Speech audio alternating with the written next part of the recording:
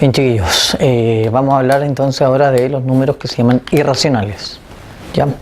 Dentro de los números reales, que son en el fondo la mayoría de los números que uno conoce, con lo que trabaja habitualmente, tenemos varios grupos de números, ¿cierto? Varios conjuntos numéricos. Partimos por los naturales, ¿cierto? Que son los números desde el 1 en adelante, los números que uno ocupa para contar. Si agregamos el término 0, se transforman en los números que se llaman cardinales, que son números que sirven para contar. Luego de eso, si nosotros empezamos a agregar, por ejemplo, los negativos, entonces aparecen los números que se llaman enteros. Enteros negativos, enteros positivos y también el 0. Después de eso, si uno empieza a tomar valores entre medio de dos números enteros, por ejemplo, entre el 1 y el 2, si tomo el 1,5 o la fracción 1 medio, entonces aparecen estos números que se llaman racionales, que son aquellos números que pueden ser escritos como una fracción. Ahora, uno también los estudia como dos tipos de números, como las fracciones y como los decimales. Pero dentro de los decimales tenemos varias categorías. Están los decimales finitos, que tienen una cantidad exacta, por ejemplo 1,5, y no hay más después, significa que vienen solo ceros. Están los decimales periódicos, 1,5 con rayita, eso quiere decir que el 5 se repite infinitas veces. Y los semiperiódicos, 1,5, 2, y el 2 ahora se repite infinitas veces. Hablamos de estos tres tipos porque estos tres existen reglas que nos permiten transformarlos en fracción. Pero al mismo tiempo existen otros decimales que son los decimales infinitos no periódicos, ¿ya? Que son números decimales que no tienen ningún patrón numérico con el cual yo pueda ver, por ejemplo, un ciclo, un periodo, y por lo tanto establecer una regla que me permita transformarlo en fracción. ¿Ya? Entonces, ese grupo de números, que son números súper aislados, son números que también uno en la recta numérica les llama puntos aislados, porque no siguen una secuencia numérica, a diferencia de los otros conjuntos, sino que son puntos que están así como aparentemente desordenados. Como son puntos aislados o desordenados, son un conjunto completamente aparte, y estos son los irracionales. Son parte de los números reales también, o sea, son números conocidos, ¿ya? Pero que no se pueden calcular de manera exacta. Ese es el tema. Si uno mete un número, por ejemplo, como la raíz de 2, la raíz cuadrada de 2 en la calculadora, obviamente la calculadora me va a dar números hasta la última cifra que pueda anotar, ¿ya? Pero me da un montón de cifras porque en el fondo son todas distintas, no hay una secuencia, por lo tanto no es un valor exacto, ¿ya? Todos estos valores no exactos forman este grupo, ¿ya? Entonces, y como no se pueden transformar en fracción, quedan aparte. Ahora, dentro de este conjunto numérico hay algunos números bien famosos, ¿ya? El más conocido quizás es el número pi, el número que tiene relación con con una circunferencia, ¿cierto? Que nos permite calcular tanto su radio, su área como su perímetro, ¿ya? Que tiene que ver con el borde de esta circunferencia, ¿ya? Si yo tomara una circunferencia de cualquier medida y la corto, ¿cierto? La estiro, piensen en eso, y luego pensemos en un ejemplo más sencillo. Imagínense una rueda de bicicleta, ¿ya? Y ustedes toman esta rueda de bicicleta y la bordean con una cuerda, ¿cierto? Que cubran todo el borde. A continuación, toman esta cuerda y la estiran, ¿ya? O sea, yo aquí tenía la rueda de bicicleta, le puse una cuerda, la estiro, y después hago que tomo la rueda y la hago que empiece a avanzar sobre esta cuerda. Entonces resulta que esta rueda va a dar 1, 2, 3 vueltas y un pedacito más, ¿ya? O sea que esta rueda sobre esta cuerda, que en el fondo era su borde, puede dar 3 vueltas y un pedacito más. Ese pedacito más no es exacto y vale ese 0,14 y infinitos números, ¿ya? De ahí viene en el fondo el número pi, ¿ya? De la relación entre el perímetro y la cantidad de vueltas que puede dar, o la cantidad de ciclos también que se pueden dar con una rueda específica, ¿ya? Algunos acostumbran también a aproximar este número, a decir ya, escribámoslo como 3,14 simplemente, o 3.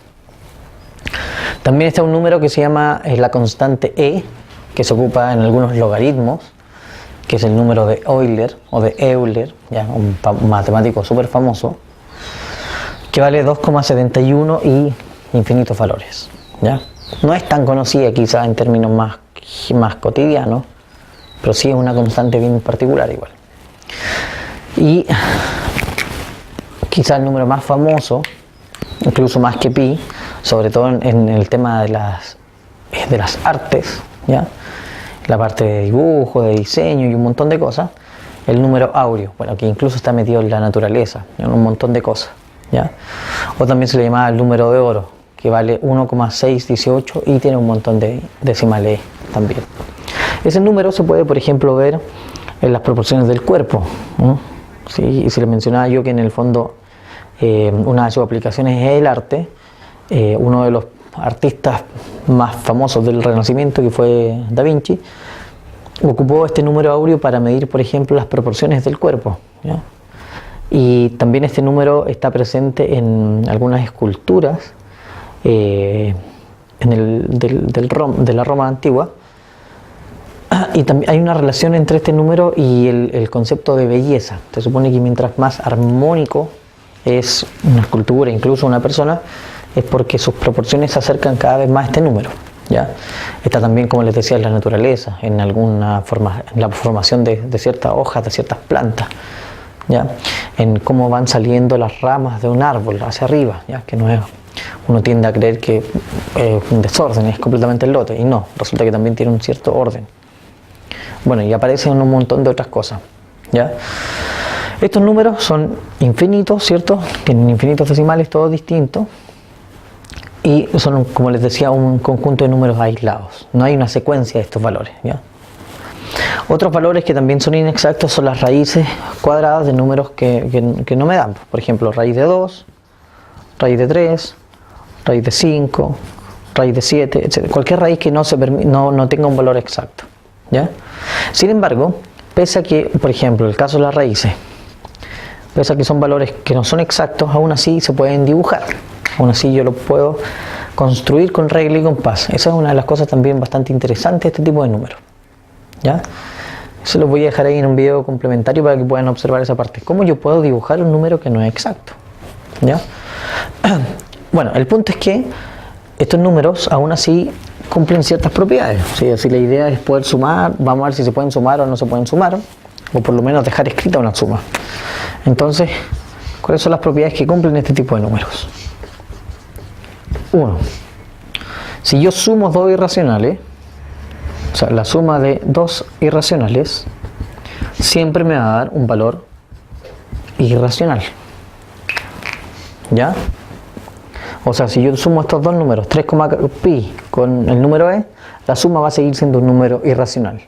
Porque como tienen infinitos decimales y todos distintos, ni siquiera voy a poder en realidad hacer el cálculo de la suma. La puedo dejar escrita.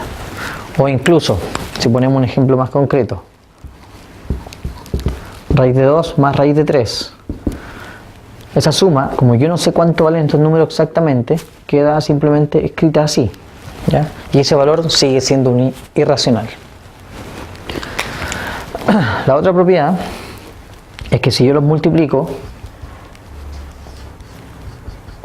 ahí la multiplicación es, ojo, la multiplicación es relativa. Me puede dar un racional, o sea, uno que sí se puede transformar en fracción, o puede ser irracional. ¿Eso de qué va a depender? Bueno, va a depender de los números. Por ejemplo, supongamos que yo quiero multiplicar raíz de 2 por raíz de... raíz de 2 por raíz de 2. Imaginemos que son iguales, ¿ya? Ambos son inexactos, pero si yo los multiplico, por propiedad de las raíces me da raíz de 4 y ese es 2, un número entero, o un número racional, porque se puede transformar en fracción. En cambio, si yo multiplico raíz de 2 con raíz de 3, por las mismas propiedades voy a llegar a que eso es raíz de 6, y ese sigue siendo un valor que no tiene un número exacto, ¿ya? Entonces, en el fondo las propiedades son esas, tienen que ver con ¿Cómo puedo sumar en realidad? Si es que se pueden sumar, la suma se deja escrita. En el caso de la multiplicación. Bueno, y para la división ocurre lo mismo. Si yo divido dos números divididos irracionales, la división puede ser racional o irracional. Eso va a depender de los valores, ¿ya? Pero tengan en cuenta esta parte, de la suma sobre todo. Yo no puedo escribir, por ejemplo, esta suma, raíz de 2 más raíz de 3, no la puedo escribir de otra forma. No hay otra manera de representar esta suma, ¿ya? Porque como no son valores exactos, no sé dónde voy a terminar en el fondo o dónde empiezo la suma. Si nosotros acostumbramos a sumar de izquierda a derecha, ¿ya? Así que es importante que revisen también esas propiedades y que en el fondo tengan en cuenta esto. Cumplen, por ejemplo, las propiedades de que es asociativa, o sea, si yo sumo 2 raíz de 2 con raíz de 3, lo mismo que sumar raíz de 3 con raíz de 2, aplicando la conmutativa. Si yo sumo 3 irracionales, no importa si sumo 2 primero y luego lo otro. Si yo sumo 2 irracionales, la suma es un irracional y por lo tanto también un real. Existen números opuestos, ¿cierto? Está el opuesto, el inverso multiplicativo, el inverso aditivo, ¿ya?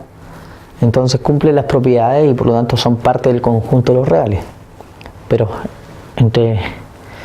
si tomamos solamente este grupo de números, bueno, la propiedad para la suma y para la multiplicación van a ser un poquito más difíciles por esta razón, ¿ya? Que depende de los valores que yo tome, es que en algún caso me puede dar un número entero y en otros no, ¿ya?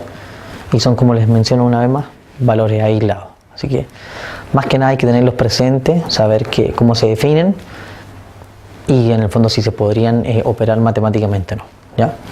Así que eso es lo que van a tener que revisar en esta oportunidad.